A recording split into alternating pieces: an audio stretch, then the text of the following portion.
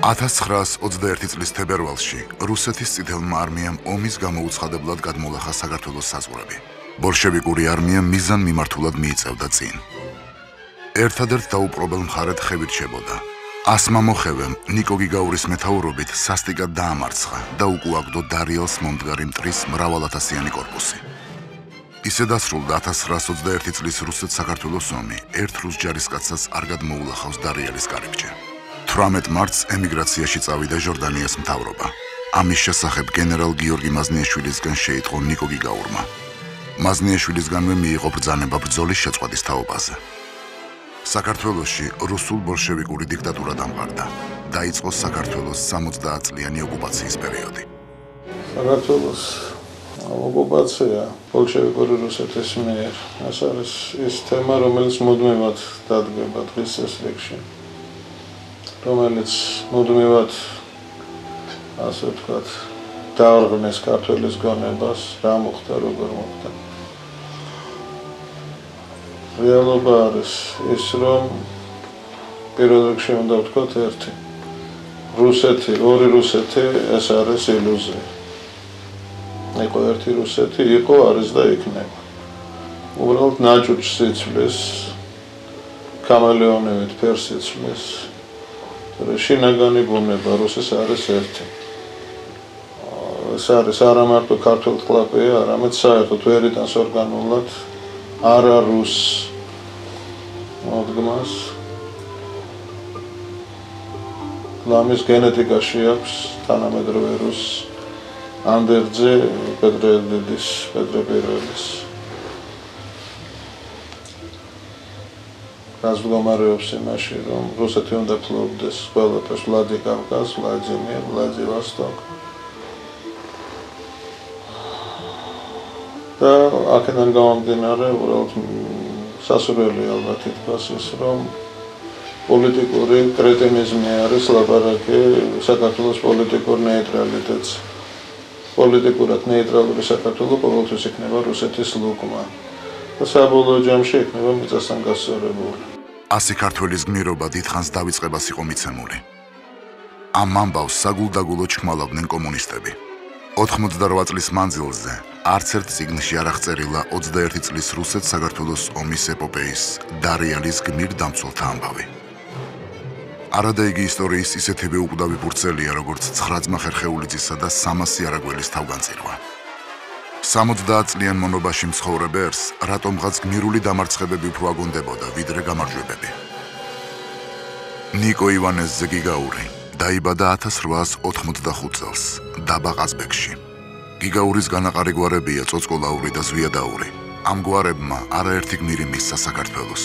ისინი წარმოშობით ხევსურეთიდან არიან. საქართველოს მთებში მცხოვრებნი ამა თუ იმ სალოცავს მიიჩნევენ თავისი გვარისა თუ ოჯახის უმთავრეს მფარველად. შესაბამისად, უპირველეს მოვალეობად ამ სალოცავის დაცვა და მსახურება მიაჩნიათ. ნიკო გიგაურის წინაპართა სალოცავი გერგეთის სამებაა. ხშირად ომიანობის დროს საქართველოს სამეფო სიწმინდეებს სწორედ გერგეთის სამებაში ინახავდნენ. გიგაურები საქართველოს სიწმინდეთა მცველებია. სამხედრო საქმის სიყვარული მემკვიდრეობასავით ერგო ნიკოს. სამწუხაროდ, მე-19 და მე-20 საუკუნის მიჯნაზე ერთადერთი არმია, სადაც ქართულ მხედარს მსახურება შეეძლო, რუსული არმია იყო. რუსეთ-იაპონიის ომის პერიოდში ნიკო გიგაური ჯარში გაიწვიეს. პორტ არტურში ბრძოლა არ მოუწია, მაგრამ სამოქალაქო ცხოვრებას აღარ დაბრუნებია. მე ახლა რასაც მოყვები, ყველაფერი გადმოცემით ვიცი, როგორც პაპისგან, რომელიც 1964 წელს გარდაიცვალა, ასევე ძირითადი მამის მონაყოლი ვიცი. პირველი რასაც ამბობდა, ესე იგი, ჯარში იყო გაწვეული და შემდეგ დაიწყო, როგორც მოგეხსენებათ, პირველი მსოფლიო ომი. და ამბობდა, რომ მას ჰქონდა 4 გიორგის ჯვარი. ეს რო შევეკითხე მე თვითონაც მახსოვს ძალიან კარგად, ამბობდა, რომ ეს არის ისეთი ეს უმაღლესი ჯილდო იყო ჩვენთვისო. გენერალია, ვინაც მარშალი ყოფილიყო, რო შემხდებოდა პირველი, უნდა სალამი მაგას უნდა მოეცა.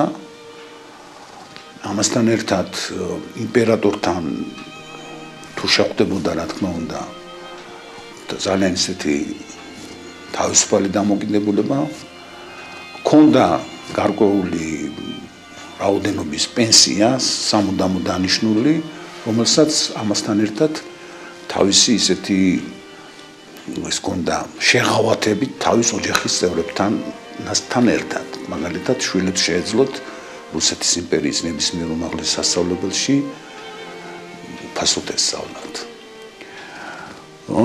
ჩვენ მოვიძიეთ ოჯახურ არქივში სხვადასხვა მასალები და ნახეთ რომ ეს უკვე არის როდესაც ჩამოსული არის კავკასიის მსროლელთა პოლკში 1917 წელს და იქ არის მოხსენიებული ამის დოკუმენტები არსებობს რომ აქვს გიორგის ორი ჯვარი მეოთხე და მესამე ხარისხის ამავე დროს медаლი გიორგის медаლი იქ არის ჩამოთვლილი თუ რა სად მიიღო მონაწილეობა 4 როგორც ესე იგი გასვლაში აქვს მონაწილეობა მიღებული 1914 წელს თურქების წინააღმდეგ შემდეგ 15-ში და 16-ში გერმანია ავსტრიის წინააღმდეგ და ბულგარეთის 1917-ში ბულგარეთის ფრონტზე აქვს მონაწილეობა მიღებული. დაჭრილი არის 1915 წელს ასეთი სოფელი წერია ვეიდლიცი. თვითონ ასეთ რო ვეკითხებოდი თუ რა იყო რაზე მოგწეს როგორ მოგწეს ესე იხსენებდა რომ პირველი მომწეს როდესაც ფრონტის ხაზიდან ფეხებმოწყვეტილი რუსი გენერალი გამოიყვანა ზურგით მეორე როდესაც 2 თუ 3 ტყვიამრგოების საცეცხლე წერტილების ჩაქრობისათვის შემდეგ იყო ერთი ესეთი დინარის გადალახვის წარმატებით გადალახვისთვის და იყო ეს მეოთხე როგორც ამბობდა თვითონ უსახელო მაღლობის აღებისათვის ამბობდა რომ წოდება ქონდა ვახმისტრი და ამით ამაყობდა იმიტომ რომ მე ჯარისკაცი ვარო და ესეთი ოფიცერი და ესაყოფილო ვარო და აი ეს საბუთები როდესაც მოვიძიეთ იქ აღმოჩნდა რომ 1917 წელში აქ რაგი სპიდაბერ ეს წერია რომ ვინაიდან მას აქვს 2 გიორგის ჯვარი მიენიჭოს უმცროსი უნტერ-ოფიცერი და შემდეგ უფროსი უნტერ-ოფიცერი. ამ საბუთს ახლავს ატესტატი, სადაც წერია რომ აი გიორგის ამ ჯვრებისთვის მიეცეს ამდენი ხელფასი და მედლისთვის ძალზე. ომი დამთავრდა. გიგაური სამშობლოში დაბრუნდა. მაგრამ 36 წლის ვაჟკაცს წამითაც არ უფიქრია სამხედრო საქმისთვის თავის დანებება. 1918 წლიდან ნიკო გიგაური საქართველოს შეიარაღებულ ძალებში ირიცხებოდა. 1918 წლიდან იცავდა დარიალის კარიბჭეს. 1918 წლის 26 მაისს საქართველოს დამოუკიდებლობა გამოცხადდა და პრაქტიკულად მაშინვე დაიწყო რუსეთ-საქართველოს ომი. როგორც დენიკინი, ისე ბოლშევიკები ვერ ელეოდნენ საქართველოს. ბაქო ბათუმის ნავთობსადენის, ჭიათურის მანგანუმის საბადოებისა და ქვანახშირის წყალობით საქართველოს სტრატეგიულ და მდიდარ ქვეყანად ითვლებოდა. ბათუმისა და ფოთის პორტები ევროპისთვის კავკასიისა და შუა აზიის კარიბჭე იყო. საქართველოზე უარის თქმა ევრაზიაზე ბატონობის პრეტენზიებზე უარის თქმის ტოლფასად მიაჩნდათ მოსკოვში. ამიტომაც საქართველოს ხელახლა დასაპყრობად ძალღონეს არიშურებდნენ. 1918-19 წლებში საომარი მოქმედებები ძირითადად შავი ზღვის სანაპიროზე მიმდინარეობდა.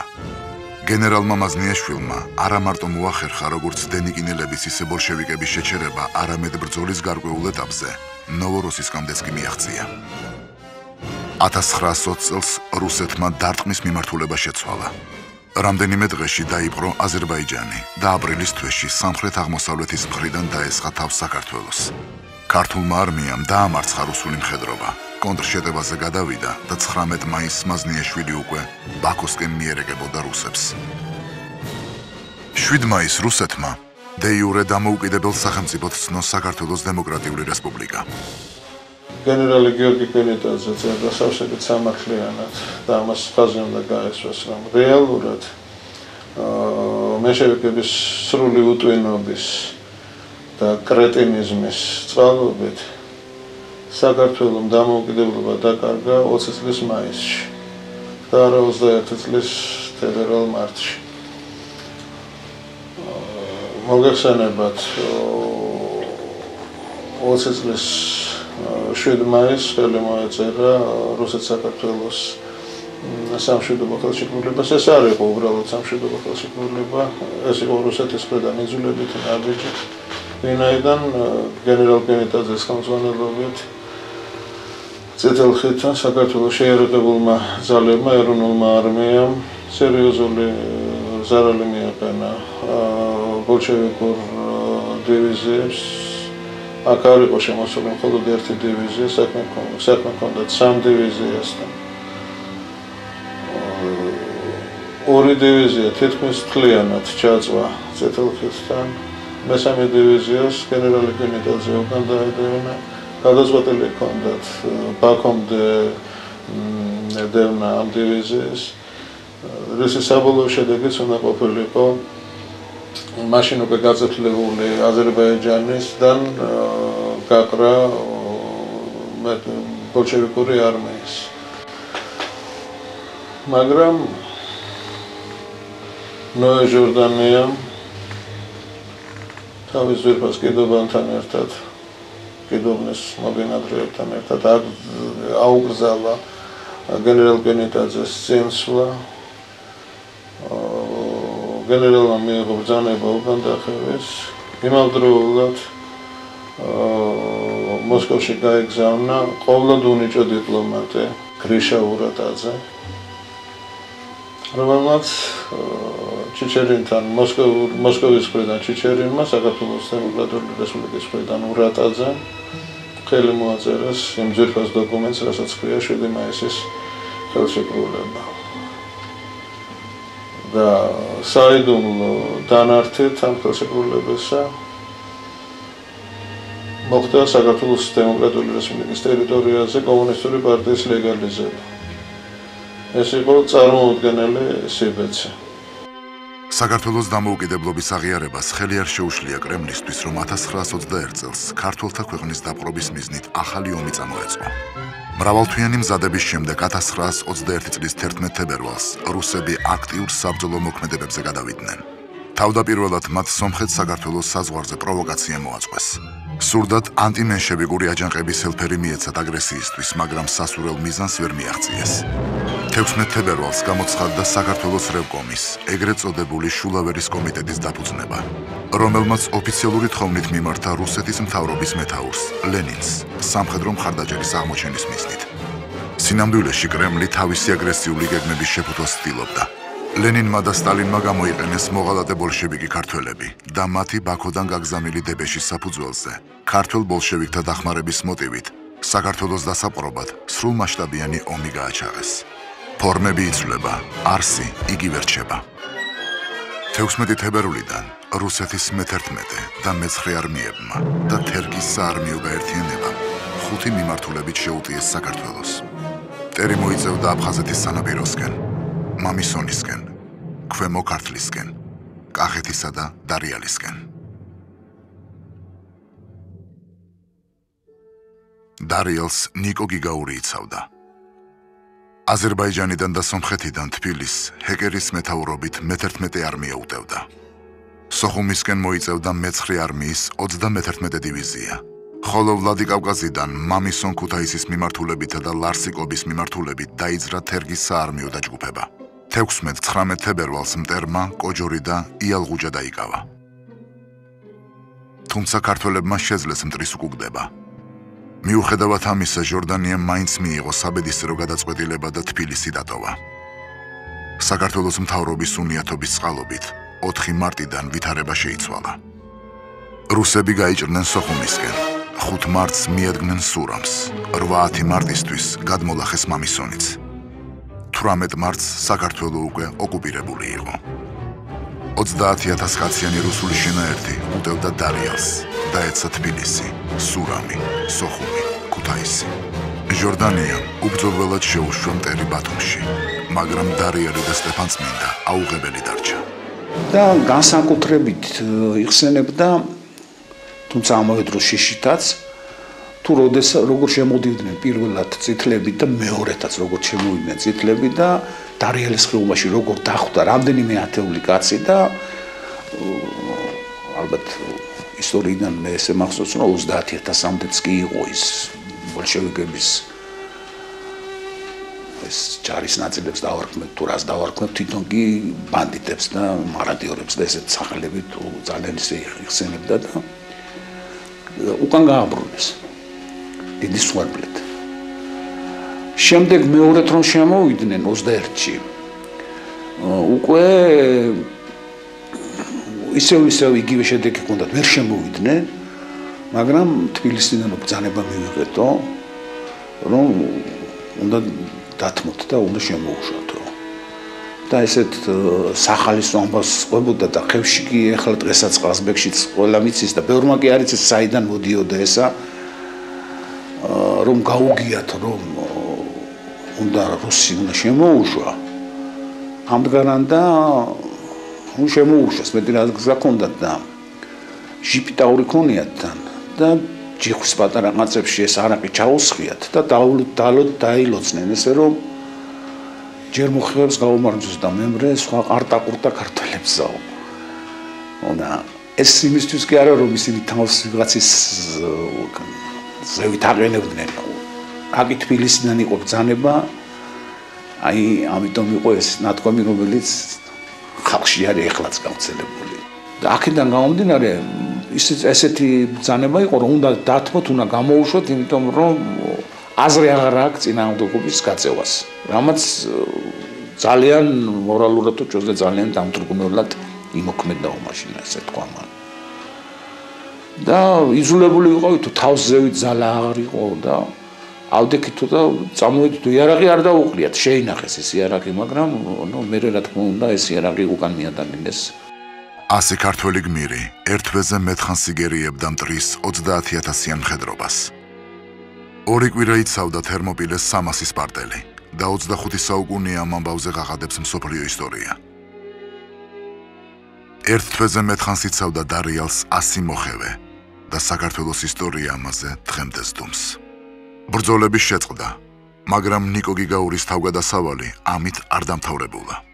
1925 წელს 40 წლის სასაკში ვაჟი შეეძინა. ბავშვს გიორგი, გიგო დაარქვეს. ყავდა 5 შვილი. 4 ვაჟი და 1 ქალი. 2 თავიდანვე ბავშვობაში დაუგვია და დარჩა 3. ბიძა ჩემი შოთა, გიორგი მამა ჩემი და მამიდა ჩემი რუსუდანი. გიგაურებს ყაზბეგში ჩეკი ეცეძახიან ესე მაგ თაში იციან სხვადასხვა სახელები და ბევრი წყარი ყულიათ.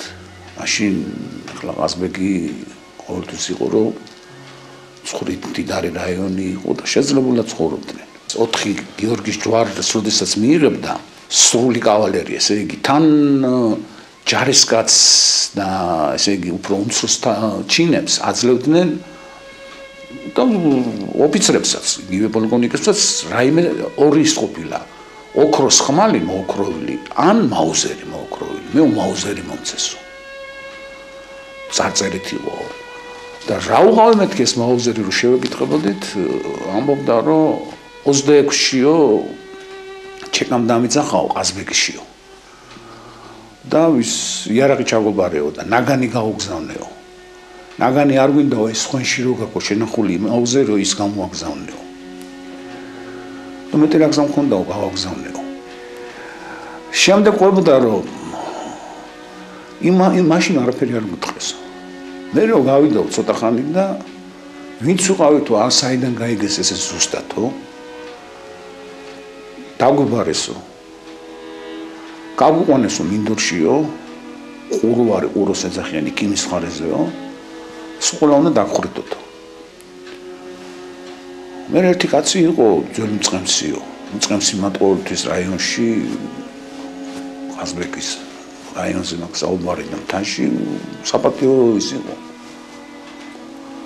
და უთქვია რომ რატომ ხრიტავთო, რა დავაშავეთო, რაც ბრძანება გქონდაო, იმ ბრძანებას ვასრულებდით. აი რა გავაფუჭეთო ჩვენო, რა გინდათო, მე მეორემო, მესამემო, მეოთხე მუთხრაო.